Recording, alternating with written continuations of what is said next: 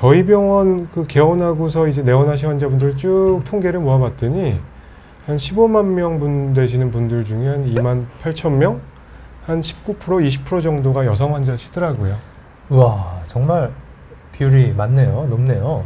이게 비뇨의학과도 컨셉이 여러 가지가 있어서 남성의학 또는 또 남성 수술만을 위주로 하는 무슨 남성의원 이런 그렇죠. 데도 있지만 일반적인 형태의 어떤 저희 질환을 보는 비뇨의학과는 대개 뭐 많게는 10%에서 한 30% 정도 여성 환자분들이 오시는 것 같고요. 물론 네, 여성 비뇨의학과라고 해서 있는 병원들도 있습니다. 맞습니다. 그런 데는 거의 여성 환자분들이 위주겠죠.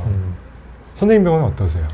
저희는 한 7% 많으면 10% 때에 따라서 그 정도 비율로 맞으셨던 것 같습니다. 네. 그러면 일단 내원하시는 질환들은 어떤 이유로 해서 오시게 될지 네. 가장 흔한 질환은 뭘까요? 아무래도 네. 급성 방광염이 네네. 가장 많이 내원하시는 이유인 것 같고요. 두 번째는 뭘 것 같으세요? 두 번째요. 두 번째는 소변이 자주 마렵거나 이런 증상으로 오시는 게 아닐지. 따단. 네, 맞습니다. 네. 과민성 방광 때문에 오시는 분들이 많았던 것 같고요. 방광이 문제가 많이 되는군요. 과민성 방광은 남자에서도 올 수 있지만 여성분들한테 조금 더 많은 걸로 알려져 있습니다. 네. 세 번째는 요실금. 오. 과민성 방광의 조금 더 심한 표현일 수도 있고, 아니면 노화와 보통 함께 출산을 많이 하신 분들, 노화가 진행돼서 그 골반 아래쪽 근육이 약화된 분들이 나이가 들고 약화되면은 남성은 전립선 비대증 때문에 소변을 잘 못 보아서 문제, 그리고 여성분들은 소변이 새서 문제, 이런 식으로 많이 되는 것 같은데요. 남자에서는 요실금은 사실 거의 흔하지 않죠. 드물지요. 그러니까 남자는 전립선이 있기 때문에 소변이 잘 안 나와서 문제가 되는 경우가 있고요. 막혀 있거나 네. 여성분들께서는 요도가 짧고 어떤 그 중간 구조물이 없기 때문에 그 본인 의사와 상관없이 지리는 경우가 있는데 이걸 요실금이라고 하고, 아까 연장 선생님 말씀하신 것처럼 노화나 출산 이후에 생기는 경우는 뭐 복압성 요실금이 좀 많을 수 있고, 과민성 방광의 어떤 심화된 증상으로 볼 때는 절박성 요실금이라고 보통 표현을 하죠. 네. 이제 4등, 5등이 남았는데요. 그러니까요.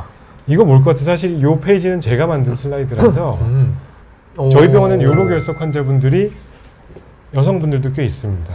그렇군요. 네. 저희도 가끔 와주시긴 하는데 요로결석의 유병률 자체가 남성분들께서 더 많다 많죠. 보니까 여성분들이 가뜩이나 귀한 여성분들께서 또 결석으로 오시는 경우도 저희는 간혹 있었던 것 같습니다.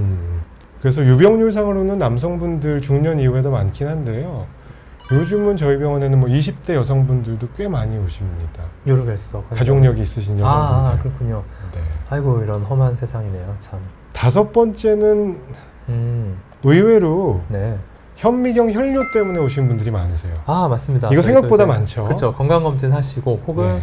여성분들 같은 경우는 그 달에 한 번씩 마법에 걸리시기 때문에 그 전후로 건강검진 같은 거 하시게 되면은 소변에 혈뇨가 좀 섞이거나 방광염이 살짝 왔을 때도 혈뇨가 섞일 수 있고, 우리가 놓치면 안 되는 것들이 이제 비뇨기계에 나쁜 그렇죠. 암종이라거나 악성 그런 질환을, 또 증상은 혈뇨라는 형태로 그냥 비슷하기 때문에 놓쳐버리면 곤란해서.